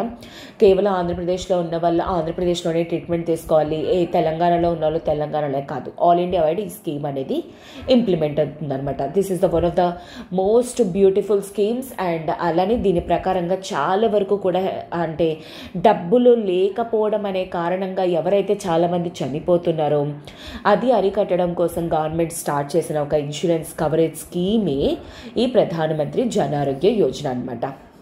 అయితే గవర్నమెంట్ ఈ ఇంటరిమ్ బడ్జెట్లో ఏమని అనౌన్స్ చేశారు, ఇప్పుడు ఆశా వర్కర్లు, accredited social health activist, anganwadi వాళ్ళు ఎవరైతే ఉన్నారో వాళ్ళ స్టాఫ్కి కూడా ఇక్కడ నుండి ఈ ప్రధానమంత్రి జన్ ఆరోగ్య యోజన ఏదైతే ఉందో ఇది వీళ్ళందరికీ కూడా అప్లై అవుతుంది ఈ ఇయర్ నుండి అని చెప్పేసి ఈ ఇంటరిమ్ బడ్జెట్లో అనౌన్స్ చేయడం అనేది జరిగిందనమాట. సో దీనికోసం అని చెప్పేసి ministry of health and family welfare 90,658 rupees crores అనేది అలొకేట్ చేయడం అనేది జరిగిందనమాట. అన్ని కోట్లు అనేది ఇవ్వడం జరిగింది. అండ్ అలానే ఈ యూవిన్ ప్లాట్ఫామ్ అనమాట, ఇక్కడ ఒకటి మెన్షన్ చేయడం జరిగింది, యూవిన్ ప్లాట్ఫామ్. ఈ ప్లాట్ఫామ్ అనేది దేనికోసం, మనకి యూనివర్సల్ ఇమ్యునైజేషన్ ప్రోగ్రామ్ అనేది రన్ అవుతుందన్నమాట. ఈ immunisation programme through mission Indradhanush లాగా అనమాట. మిషన్ ఇంద్రధనుష్ అనే పేరు మీద యాక్చువల్లీ చిన్నపిల్లలు ఎవరైతే ఉన్నారో వాళ్ళందరికీ కూడాను వ్యాక్సినేషన్ అనేది ప్రొవైడ్ చేసే విధంగా అనమాట. సో దాంట్లో ఎవరికి ఎంత అవుతున్నాయి, ఎక్కడెక్కడ ఇంప్లిమెంట్ చేస్తున్నారు ఏంటి అనేది ఈ యూవిన్ ప్లాట్ఫామ్లో క్లియర్గా మెన్షన్ చేసి ఉంటుంది అనమాట. సో దీనికోసం కూడా ఈ అమౌంట్ అనేది యూటిలైజ్ అవుతుంది అని చెప్పేసి చెప్పడం అనేది జరిగిందనమాట. క్లారిటీ అనేది ఇవ్వడం జరుగుతుంది. సో దట్ గర్ల్స్ ఎవరైతే HPV vaccine 9 to 14 years age group వాళ్ళు అండ్ అలానే సర్వికల్ క్యాన్సర్ ఇప్పుడు ఏదైతే ఉందో దాన్ని ప్రివెంట్ చేయడానికి, రెడ్యూస్ చేయడానికి కానీ ఈ స్కీమ్స్ అనేవి ఉపయోగపడుతుందని. అండ్ అలానే ఇన్ఫ్యాక్ట్ నిర్మలా సీతారామన్ గారు ఏమన్నారంటే స్కిల్ ఇండియా మిషన్ ద్వారా యూత్ని ఈ ఎయిమ్స్ వాటిల్లో కానీ అంగన్వాడీ సెంటర్లో కానీ పోషన్ స్కీమ్స్ అవి ఇంప్లిమెంట్ చేయడానికి స్కిల్ డెవలప్మెంట్, స్కిల్ ట్రైనింగ్ అనేది కూడా ప్రొవైడ్ చేస్తాము అని చెప్పేసి మెన్షన్ చేయడం అనేది జరిగింది. సో ఓవరాల్ హెల్త్ రిలేటెడ్ ఏంటి అంటే మంచి అలొకేషన్స్ అనేవి ప్రొవైడ్ చేయడం అనేది జరిగింది. సో దాట్ ఏంటి అంటే ఇది ఒక ఇన్వెస్ట్మెంట్ లాగా, అంటే లైక్ ప్రో వెల్ఫేర్తో పాటు ఒక ఇన్వెస్ట్మెంట్ లాగా కూడా. ఎందుకంటే ఈరోజు హెల్త్ అనేది ఉంటేనే రేపు మనం దాని నుండి అంటే హెల్త్ కరెక్ట్గా ఉండడం ద్వారానే మనం ఏదైనా వర్క్స్ అనేవి చేయగలము అనే కాంటెక్స్ట్ తోటి actually present government health related budgets అనేవి అలొకేట్ చేయడం అనేది జరిగింది. అండ్ ఇమ్యూనిటీ మీద కానీ లేకపోతే ఓవరాల్ వ్యాక్సినేషన్ ప్రోగ్రామ్స్ మీద కానీ ఎట్సెట్రా వీటి మీద కూడా గవర్నమెంట్ అనేది ఫోకస్ చేయడం అనేది జరిగింది. ఓకేనా, this is all about this article. Moving to the next article. Fertilizer subsidy set to decline, food subsidy sees increase. So ఇదంతా తెలుసుకునే ముందు మీరు ఒకటి తెలుసుకోవాల్సింది ఏంటి అంటే this comes under your GS3 ఎకానమీలోని అగ్రికల్చర్ రిలేటెడ్ టాపిక్ అనమాట. అది తెలుసుకోవడానికి ట్రై చేయండి. అయితే ఫస్ట్ ఆఫ్ ఆల్ ఇక్కడ ఫర్టిలైజర్ సబ్సిడీ, ఫుడ్ సబ్సిడీ అని చెప్పారు. ఫస్ట్ ఆఫ్ ఆల్ ఫర్టిలైజర్ అంటే ఏంటి? ఫర్టిలైజర్ అనేది ఒక ప్రోడక్ట్ అనమాట, ఒక టైప్ ఆఫ్ ఐటమ్ ఆర్ ఏదైనా అయ్యి ఉండొచ్చు. It has some, for example nitrogen కానీ పొటాషియం కానీ ఫాస్ఫేట్ కానీ అలాగా ఏవైనా ఒక ఎలిమెంట్ అనేది ఒక ప్రోడక్ట్లో ఉండడం ద్వారా ఇవి ఏంటి చేస్తుంది? ప్లాంట్లోని ఉన్న గ్రోత్ అనేది ప్రొవైడ్ చేస్తుంది అనమాట. సో దాట్ ఎక్కువ ప్రొడక్షన్ అనేది వచ్చే విధంగా. అయితే ఏంటి, జనరల్లీ ఫార్మర్స్ ఎవరైతే ఉన్నారో వాళ్ళు ఈ ఫర్టిలైజర్స్ అనేవి వాళ్ళ అగ్రికల్చర్లోని యూజ్ చేస్తారు. కానీ ఈ ఫర్టిలైజర్స్ అనేవి మనం ఎక్కడి నుండి తెప్పించుకుంటున్నాము? మోస్ట్లీ ఏంటి అంటే maximum we are importing it అనమాట. అయితే ఈ ఇంపోర్ట్స్ అనేవి for example like NPK fertilisers ఉన్నాయనుకోండి, ఇంపోర్ట్ చేసుకునేసరికి ఎంత? ఒక 1000 రూపాయలు అనుకోండి ఫర్ ఎగ్జాంపుల్ అనమాట. అయితే ఫార్మర్స్ అనేవాళ్ళు 1000 రూపాయలు ఇచ్చి వాళ్ళు కొనుక్కోగలరేంటి? సో కొనుక్కోలేరు కూడా. సో అందుకని చెప్పేసి ఏం చేస్తుంది, ఈ ఫర్టిలైజర్స్ అనేవి సబ్సిడైజ్డ్ ప్రైసెస్కి ఇస్తుంది అనమాట. సబ్సిడైజ్డ్ ప్రైసెస్ అంటే అర్థం ఏంటి? 1000 రూపాయలది కాస్త ఏంటి ఈధర్ 100 రూపాయలకి లేదా 200 రూపాయలకి అలా ఇస్తారు. ఆ మిగతా అమౌంట్ టేక్ ఫర్ ఎగ్జాంపుల్ ఈ 800 రూపీస్ ఏదైతే ఉందో ఫర్టిలైజర్ కంపెనీస్ ఏవైతే ఉన్నాయో వాళ్ళకి గవర్నమెంట్ అనేది పే చేస్తుందన్నమాట. ఆ అమౌంట్ని సబ్సిడీ అంటారు. ఏ సబ్సిడీ? ఫర్టిలైజర్ సబ్సిడీ అని చెప్పేసి అంటారనమాట. ఓకేనా? So this is about this fertiliser subsidy అనమాట. అయితే ఇప్పుడు ఏంటి, ఐ హోప్ మీకు ఈ పదం అనేది ఇప్పుడు అర్థమైంది అనేది. సెంటర్ ఈ ఫర్టిలైజర్ సబ్సిడీస్ని రెడ్యూస్ చేయడం అనేది జరిగింది. ఎందుకు? ప్రెజెంట్ యూక్రెయిన్ సిచ్యువేషన్ అనేది బెటర్ అయ్యింది అండ్ అలానే డొమెస్టిక్ ప్రొడక్షన్ అనేది కూడా ఇంప్రూవ్ అయ్యింది. కాబట్టి ఆ క్యాలిక్యులేషన్ ప్రకారంగా ఇప్పుడు 1000 రూపాయలకు కాకుండా 800, 600, 700కి తగ్గే ఉంటుంది. ఎగ్జాంపుల్ చెప్తున్నానమ్మా, ఇంతే ఉంటుందని కాదు. That is for your example, అది మీకు అర్థం కావడానికి కోసం.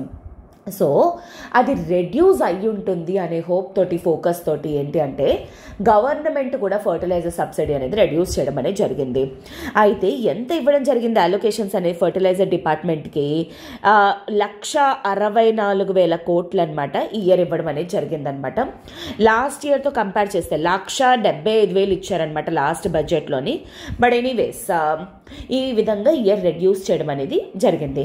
కాకపోతే ఏంటి, ఫుడ్ సబ్సిడీకి మాత్రం actually and increase in the allocation last ఇయర్తో కంపేర్ చేస్తే. అంటే సేమ్ ఇప్పుడు ఫర్టిలైజర్లో ఎలా అయితే ఇస్తారో ఫుడ్ రిలేటెడ్ కూడా సబ్సిడీ అనమాట.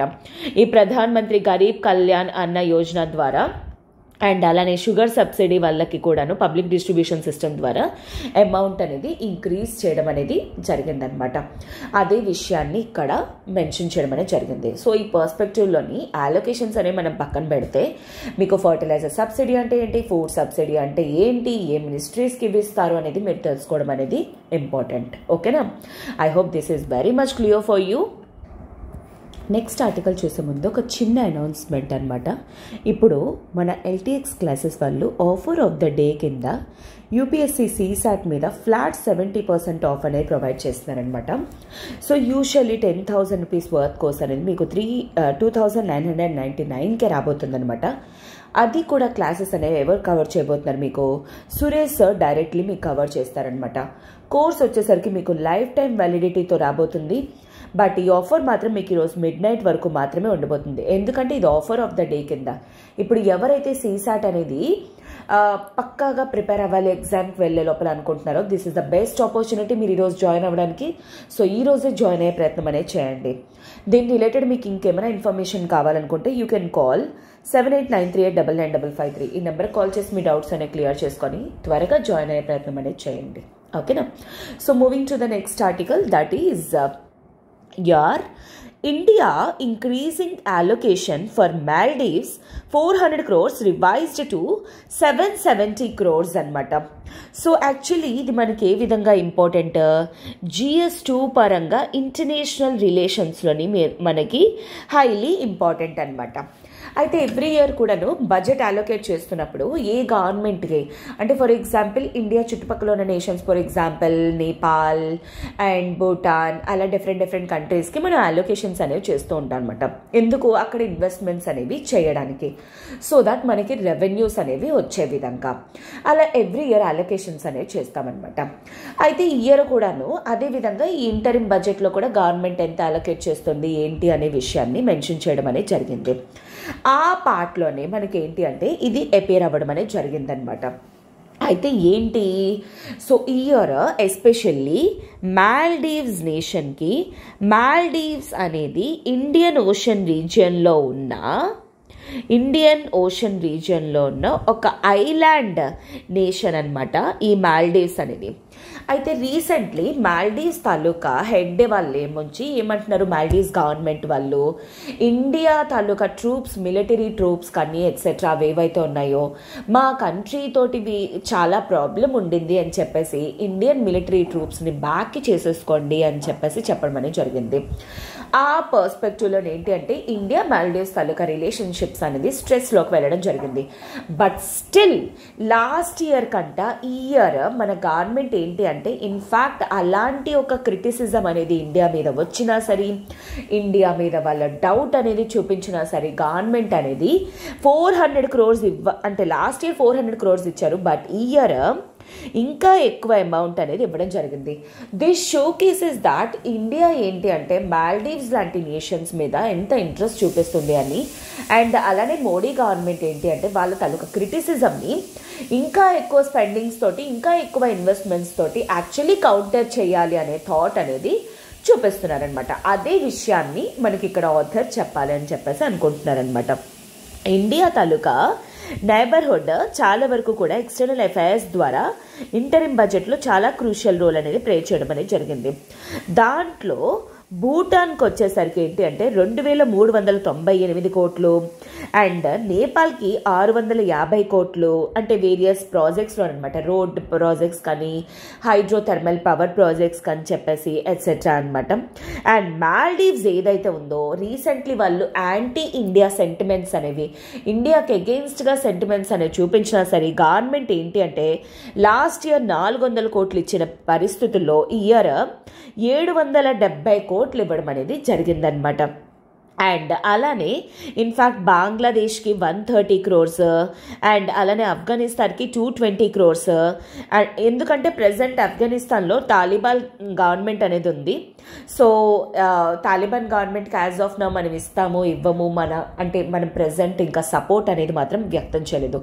బట్ స్టిల్ అలొకేషన్స్ మాత్రం జరగడం అనేది జరిగిందనమాట. అండ్ శ్రీలంకకు ఒక 60 crores అనేవి రావడం అండ్ ఈవెన్ మయన్మార్లో కూడా military junta and NLD government ఏదైతే ఉందో వారి రెండింటికి మధ్య స్ట్రక్లో కూడాను 370 crores అనేవి అలొకేట్ చేయడం అనేది జరిగిందనమాట. అలానే ఇన్ఫ్యాక్ట్ ఇండియన్ ఓషన్ రీజన్లో అంటే మన బార్డర్ నేషన్స్ తోటే పాటు ఐలాండ్లోని ఇండియన్ ఓషన్లోని దిస్ ఈజ్ వాట్ మన ఇండియన్ ఓషన్లోని take for example Maldives and అలానే సెచెల్లెస్ కానీ లేదు అంటే ఇన్ఫ్యాక్ట్ మొరీషియస్ కానీ రీయూనియన్ ఐలాండ్స్ ఇవన్నీ కూడాను ఇండియన్ ఓషన్ రీజన్లో లొకేట్ అయ్యున్న నేషన్స్ అనమాట, ఐలాండ్ నేషన్స్. వీటిలోని సెచెల్లెస్కి మొరీషియస్కి ఎక్కువ అమౌంట్స్ అనేవి ఇవ్వడం జరిగింది. అండ్ ఇన్ఫ్యాక్ట్ ఇరాన్లో లొకేట్ అయ్యున్న చబహార్ పోర్ట్కి కూడాను 100 crores అనేవి ఇస్తాము అని చెప్పేసి చెప్పడం అనేది జరిగింది. ఎందుకంటే ఇరాన్లో ఉన్న చబహార్ పోర్ట్ ఏదైతే ఉందో that is highly important for you, గుర్తుపెట్టుకోవడానికి ట్రై చేయండి. చబహార్ పోర్ట్ అనేది actually this is located in Iran and ఇది ఇండియాకి సపోర్టింగ్ అనేది చేస్తుంది. దేనికి? మనం యాక్చువల్లీ పాకిస్తాన్ చైనా తాలూకా ఇన్ఫ్లుయెన్స్ వల్ల ఆఫ్ఘనిస్తాన్ నుండి మనం వెస్ట్ ఏషియాలోకి రీచ్ అవ్వలేకపోతున్నాం. అందుకని చెప్పేసి ఇరాన్ ద్వారా అటు యూరోపియన్ నేషన్స్కి కానీ అండ్ అలానే ఇన్ఫ్యాక్ట్ వెస్ట్ ఏషియన్ నేషన్స్కి కూడా మనకి రీచ్ అవుట్ అవ్వడానికి హెల్ప్ చేసే పోర్టే ఈ Chabahar port. And that to Chabahar port అనేది it is very nearly located in the Gwadar port అనమాట. అయితే ఇంతకీ గ్వాదర్ పోర్ట్ అనేది ఎక్కడ లొకేట్ అయ్యింది? పాకిస్తాన్లో లొకేట్ అయ్యింది. డెవలప్డ్ బై ఎవరు? Developed by China. So especially ఈ పోర్ట్ని మనం కౌంటర్ చేయటంలోని ఈ చబహార్ పోర్ట్ అనేది ఇండియాకి హెల్ప్ చేస్తుందన్నమాట. సో ఈ విధంగా అందుకోసమే చబహార్ కోట్కి 100 crores ఇప్పుడు అలొకేట్ చేయడం అనేది జరిగిందనమాట. ఓకేనా?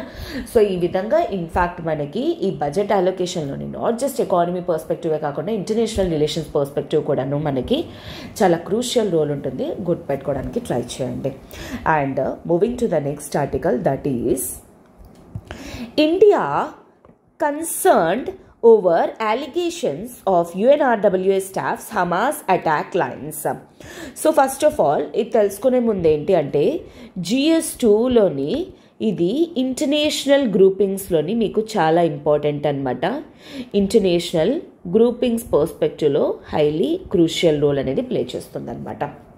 అయితే ఏంటి 1945లోని యునైటెడ్ నేషన్స్ అనేది క్రియేట్ అవ్వడం అనేది జరిగింది. ఆ తర్వాత వెస్ట్ ఏషియా రీజియన్లోని ఎస్పెషల్లీ ఏంటి పాలెస్తైన్ అనే ఏరియా అనేది ఉందన్నమాట. సో ఈ ఏరియాలోని అరబ్ ఇజ్రాయేలీ వార్ అనేది జరుగుతూ ఉండేది. సో ఆ టైంలోని అక్కడ లొకేట్ అయ్యి ఉన్న చాలామంది పాలెస్తీనియన్స్ ఏంటి అంటే వాళ్ళందరూ కూడా ఆ వార్కి తట్టుకోలేక చాలామంది ఏంటి అంటే మైగ్రేట్ అయిపోవడం అనేది జరిగింది. ఏ విధంగా? రెఫ్యూజీస్ లాగా అనమాట. ఆ చుట్టుపక్కల ఉన్న సిరియాకి కానీ లెబెనన్కి కానీ అలాగా వాళ్ళు షిఫ్ట్ అయిపోవడం అనేది జరిగిందనమాట. రెఫ్యూజీస్ కింద అనమాట. వాళ్ళకి ఆ కంట్రీస్ తాలూకా సపోర్ట్ అనేది కావాలి. ఎందుకు? అరబ్స్కి ఇజ్రాయెల్స్కి మధ్య వీళ్ళ ల్యాండ్లోని అంటే పాలెస్తీన్ ల్యాండ్ అనేది ఇజ్రాయెల్ వాళ్ళు తీసుకునే విధంగా అనమాట. సో అలాంటప్పుడు ఈ పాలెస్తీనియన్ రెఫ్యూజీస్ ఎవరైతే ఉన్నారో వీళ్ళకి సపోర్ట్ చేయడానికి అని చెప్పేసి యునైటెడ్ నేషన్స్ హ్యుమానిటీ పర్స్పెక్టివ్లోనమాట humanity perspective basis United Nations relief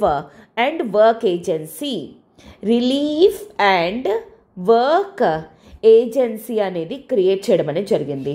దీని ద్వారా ఏంటి అంటే అటు సోషల్లీ ఎడ్యుకేషనల్లీ హెల్త్ పరంగా వీళ్ళకు ఓవరాల్ సపోర్ట్ చేసే విధంగా యుఎస్ కానీ అండ్ ఇంకొన్ని డెవలప్డ్ నేషన్స్ అందరూ కూడాను దీంట్లోని బడ్జెట్ అనేది ప్రొవైడ్ చేస్తారనమాట. సో ఈ బడ్జెట్ ద్వారా ఈ అమౌంట్ ద్వారా యుఎన్ వాళ్ళు అంటే 1949లోని క్రియేట్ చేయడం అనేది జరిగింది. అప్పటి నుండి ఎవ్రీ ఇయర్ కూడా పాలెస్తీనియన్ రెఫ్యూజీస్ ఎవరైతే ఉంటారో వాళ్ళకు ఓవరాల్ డెవలప్మెంట్ కోసమని ఈ UNRWA అమౌంట్ నుండి వీళ్ళకి సపోర్ట్ చేయడం అనేది జరుగుతుంది. ఎవరికి? పాలెస్తీనియన్ రెఫ్యూజీస్. ఓకే, పాలస్తీనియన్ అంటే పాలస్తీన్ నుండి ఎవరైతే చుట్టుపక్కల కంట్రీస్కి వెళ్ళిపోయారో రెఫ్యూజీ స్టేటస్ తోటి, అలాంటి వాళ్ళందరికీ కూడా సపోర్ట్ చేయడం కోసమని ఇది క్రియేట్ చేయడం అనేది జరిగింది. కాకపోతే రీసెంట్గా ఏం జరిగింది, రీసెంట్లీ ఇజ్రాయిల్ ఈ యొక్క ఏజెన్సీని క్రిటిసైజ్ చేయడం అనేది జరిగింది. ఎందుకు, రీసెంట్లీ ఎవరు అటాక్ అనేది స్టార్ట్ చేశారు, హమాస్ వాళ్ళు అనమాట. హమాస్ వాళ్ళు ఎవరు, ఇప్పుడు ప్రెజెంట్ పాలెస్టైన్ అనమాట, వాళ్ళల్లో ఉన్న టెర్రరిస్ట్ ఆర్గనైజేషన్ అంటే ఏదైతే ఉందో ఆ హమాస్ వాళ్ళు అటాక్ చేశారు. సో అలాంటిది మళ్ళీ ఇప్పుడు మీరు తిరిగి వాళ్ళకి డబ్బులు కానీ ఇచ్చి వాళ్ళకి సపోర్ట్ చేసినట్లయితే అది ఇంకా వాళ్ళకి హెల్ప్ చేసినట్టు అవుతుంది తప్ప వాళ్ళు ఆ టెర్రరిజంని కానీ ఎట్సెట్రా అదంతా ఎప్పుడు కర్బ్ చేస్తారు, కంట్రోల్ చేస్తారు అని ఇజ్రాయెల్ వాళ్ళు క్రిటిసైజ్ చేశారు. కానీ యాక్చువల్లీ ఏంటి అంటే యుఎస్ వాళ్ళు వీళ్ళందరూ కూడా ఇంకా ఇయర్ ఫండింగ్ అనేది ఇవ్వకూడదు, వాళ్ళకి డబ్బులు అనేది ఇవ్వకూడదు అని చెప్పేసి డిసైడ్ అయ్యారనమాట. సో ఆ పర్స్పెక్టివ్లోని ఇప్పుడు ఇండియా తన బాధని వ్యక్తం చేయడం అనేది జరిగింది. యాక్చువల్లీ చేసింది అంతా ప్యాలెస్తీన్లో ఉన్న హమాస్ వాళ్ళు. కానీ ఈ UNRWA అమౌంట్ అనేది ఎవరికి ఇస్తుంది, ఈ పాలెస్తీనియన్ రెఫ్యూజీస్కి ఇస్తుంది. అంటే మిగతా చుట్టుపక్కల ఉన్న నేషన్స్లోనే పాలెస్తీనియన్స్ ఎవరైతే ఉన్నారో వాళ్ళకి కదా. సో వీళ్ళు ఏం చేశారు అని చెప్పేసి ఇండియా ఏంటి అంటే తన బాధని వ్యక్తం చేయడం అనేది జరిగిందనమాట. ఓకేనా. So this is all about this article. ఇక్కడ మనం తెలుసుకుంది ఏంటి అంటే United Nations relief and work agency ఎప్పుడు క్రియేట్ చేశారు, 1949లోని బై యునైటెడ్ నేషన్స్. దీనికి అమౌంట్ అనేది ఎవరిస్తారు, developed are advanced economies including United states of America. అది గుర్తుపెట్టుకోవడానికి ట్రై చేయండి. ఓకేనా. ఎవరికి, పాలెస్తీనియన్ రెఫ్యూజీస్ అనమాట. I hope this is very much clear for you and this is all for today. I hope మీకు ఈరోజు ఆర్టికల్స్ అనేవి హెల్ప్ అయ్యాయి అని చెప్పేసి మీ యొక్క ప్రిపరేషన్లో. అండ్ ఏంటి అంటే వెరీ సూన్ మీకు ఏంటి అంటే Suresh sir overall budget analysis అనేది చాలా క్లియర్గా ప్రొవైడ్ చేస్తారు. అప్పుడు మీకు ఇంకా బాగా బడ్జెట్ అనేది అర్థమవుతుంది. యాజ్ ఆఫ్ నౌ ఈరోజు ఇంపార్టెంట్ స్కీమ్స్ మనకి యూపీఎస్సీలో ఎలా ఇంపార్టెంట్, ఏ విధంగా అలొకేషన్స్ అనేవి ఇంపార్టెంట్, ఎవరెవరి పర్స్పెక్టివ్స్ ఎలా ఉన్నాయి ఏంటి అనేది మీకు ప్రొవైడ్ చేయడం అనేది జరిగింది. ఓకేనా. అండ్ ఈరోజు బేసిస్ ఒక ఆర్టికల్ అనేది ఒక క్వశ్చన్ అనేది ఫ్రేమ్ చేసే ముందు ఒక చిన్న అనౌన్స్మెంట్. ఇప్పుడు మన ఎల్టీఎక్స్ క్లాసెస్ వాళ్ళు the ultimate current affairs course అనేది యూపీఎస్సీ కోసం లాంచ్ చేయడం అనేది జరిగింది. సో యాజ్ ఆఫ్ నో మనకి ఏంటి అంటే యూపీఎస్సీలో ద హిందూయే కాకుండా ఇండియన్ ఎక్స్ప్రెస్ అని, లైవ్ మింట్ అని, పిఐబి అని డిఫరెంట్ వైడ్ సోర్సెస్ నుండి మనం కవర్ చేయడం అనేది వెరీ ఇంపార్టెంట్. సో అందుకే అవన్నీ విత్ డిబేట్స్తో మీకు కవర్ చేయడానికి ఈ కోర్సులోని డైలీ లైవ్ క్లాసెస్ అనేవి, మంత్లీ టెస్ట్, వీక్లీ టెస్ట్ అనేవి అవుతూ ఉంటాయి. ఎప్పటికప్పుడు మీ కరెంట్ అఫైర్స్ స్టేటస్ ఎలా ఉందో తెలుసుకోవడానికి. అండ్ అలానే daily, weekly, monthly current affairs PDFs provide చేస్తాము. 2000+ MCQs విత్ ఎక్స్ప్లెనేషన్. అండ్ అలానే ఎగ్జామ్కి వెళ్ళే ముందు మీకు రివిజన్ సిరీస్ అనేది కూడా ప్రొవైడ్ చేస్తాము. అయితే ఏంటి అంటే మీరు 2 ఆప్షన్స్ అనేవి మీకు ఇక్కడ ఎలా జరుగుతున్నాయి, ఏంటి డైలీ క్లాసెస్ ఎలా ఉండబోతున్నాయని మీరు తెలుసుకోవాలనుకుంటే ఫస్ట్ 500 రూపీస్ అనేది పే చేసి మీరు ఫస్ట్ మంత్లో స్టార్ట్ అవ్వచ్చు. ఆ తర్వాత మీరు కంటిన్యూ అవ్వచ్చు. లేదు అనుకుంటే మీరు శాంపిల్ క్లాసెస్ అనేవి చూసిన తర్వాత డైరెక్ట్లీ 9,999 పే చేసి లైఫ్ టైం వ్యాలిడిటీతో జాయిన్ అయిపోవచ్చు. సో ఫర్ యూపీఎస్సీ క్లియర్ చేసేంత వరకు కూడా మీకు daily current affairs classes, weekly, monthly test, prelims revision సిరీస్లు, అదేవిధంగా మీకు ఏంటి అంటే డైలీ, వీక్లీ, మంత్లీ పీడిఎఫ్స్ అనేవి కరెంట్ అఫైర్స్ ఎప్పటికప్పుడు మీరు రివైజ్ చేసుకునే విధంగా ద హిందూయే కాకుండా కాంప్రహెన్సివ్ అనాలిసిస్ మిగతా పేపర్ నుండి కూడా మీకు దొరుకుతుందన్నమాట. సో డైలీ పీడిఎఫ్స్ మేము ఈ విధంగా ప్రొవైడ్ చేస్తాం. ఫర్ ఎగ్జాంపుల్ లైక్ ఇది వచ్చేసరికి మీకు ఏంటి అంటే బీబీసీ నుండి ఆర్టికల్ సోర్స్ అనేది తీసుకోవడం జరిగింది.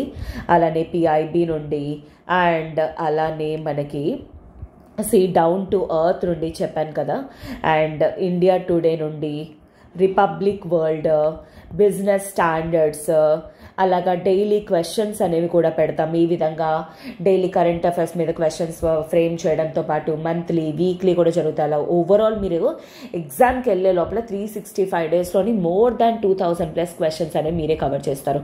సో దట్ ఓవరాల్ ప్రాక్టీస్ అనేది చాలా కాంప్రహెన్సివ్గా మీకు అవుతుంది. మీరు కరెంట్ అఫైర్స్ తెలుసుకోవడంతో పాటు దాన్ని ఎలా ఎనలైజ్ చేస్తున్నారనేది కూడా మీకు అర్థమైపోతుంది అనమాట. ఓకేనా. సో అందుకే త్వరగా జాయిన్ అయ్యే ప్రయత్నం చేయండి. లేదా అట్లీస్ట్ మీరు 499 రూపీస్ పే చేసి 1 month కోర్సు కూడా జాయిన్ అవ్వండి. మీకు అప్పుడు మీకే స్వయాన అర్థమవుతుంది ఏ విధంగా మంత్లీ వీక్లీ టెస్ట్స్ అనేవి అవుతున్నాయి, క్లాసెస్ అనేవి ఎలా అవుతున్నాయి, డైలీ డిబేట్స్ అనేవి ఎలా జరుగుతుంది, ఏ విధంగా మీకు ఆర్టికల్స్ మీద ఓవరాల్ అనాలిసిస్ అనేది ప్రొవైడ్ చేస్తాం, మిమ్మల్ని మీరు ఆలోచించుకునేలాగా హెల్ప్ చేయడం అనేది కూడా జరుగుతుంది. This will help you a lot అనమాట. ఓకేనా? So this is it for today. ఈరోజు ఆర్టికల్ బేసిస్ ఏంటి అంటే నేను ఒక క్వశ్చన్ అనేది మీకు ఫ్రేమ్ చేశాను, అది చూద్దాం. So coming to today's question of the day. UNRWA recently seen in the news for supporting A. Israeli refugees, B. Lebanese refugees, C. Palestinian refugees, D. Syrian refugees. So daily మీరు అందరూ కూడా కింద comment బాక్స్లో answers అనేవి చేస్తున్నారు. I'm really so happy for your consistency. ఇదే విధంగా daily కన్సిస్టెంట్గా ప్రిపేర్ అవ్వండి, అలానే ఆన్సర్స్ అనేవి చేయండి. సో దట్ మీకు ఎగ్జామ్కి వెళ్ళే లోపల ఆన్సర్స్ అనాలిసిస్ అనేది మీకు అర్థమైపోతుంది. And thank you so much for your appreciations and all. And I really love you guys a lot. So ఇదే విధంగా మీ తాలూకా సపోర్ట్ అనేది కూడా కంటిన్యూ చేయడానికి ట్రై చేయండి. అండ్ అలానే మీరు నా నుండి బెనిఫిట్ అనేది అవ్వడానికి ట్రై చేయండి. ఓకేనా? I'm really so thankful that నా అనాలిసిస్ అనేది మీకు హెల్ప్ అవుతుందని. మీకు ఒకవేళ ఈ వీడియో కానీ నచ్చినట్లయితే please do like and also comment it in the comment box and also share it with your friends. ఓకేనా? అండ్ LTX క్లాసెస్ని సబ్స్క్రైబ్ కూడా చేసుకోండి. Have a good day. This is it for today. Tomorrow we shall meet again with some more beautiful articles. Till then have a good day. Take care.